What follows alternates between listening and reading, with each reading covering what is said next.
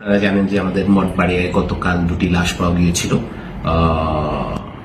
জনৈক আব্দুর রশিদ ব্যাপারী এবং সাগরের লাশ পাওয়া গিয়েছিল।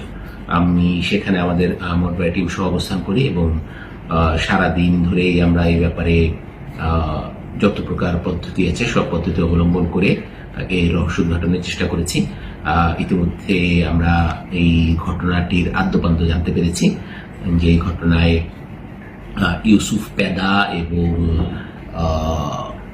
আরো একজন লোক, তার নাম হচ্ছে শহীদুল ইসলাম, সে সহ আরো দুজন তিনজন মিলে বেশ কিছু লেবারকে ভাড়া করেছিল তারা ম্যাগনেটিক পিলার খুঁজবে বলে। তো এই কারণে তারা এই লোকগুলোকে নিয়ে রাতের বেলা খালেক মিয়ার যে একটা পুকুর খনন করা হচ্ছে সেই পুকুরে তাদেরকে নিয়ে নামে এবং এই ম্যাগনেটিক পিলার খুঁজে পাওয়ার জন্য সেখানে তারা পুকুরের ভিতরে খনন কার্য চালায়।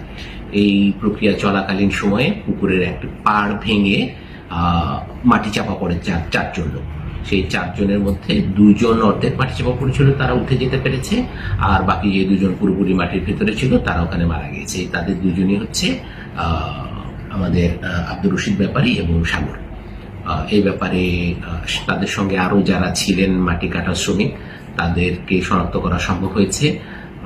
ইতিমধ্যে মামলা রুজু করা হয়েছে। যে অভিযুক্তরা যারা তাদেরকে এই কাজের জন্য নিয়ে গিয়েছিল তাদেরকে আসামি করে মামলা রুজু করা হয়েছে, তাদের গ্রেফতারের প্রক্রিয়া চলমান আছে। ধন্যবাদ।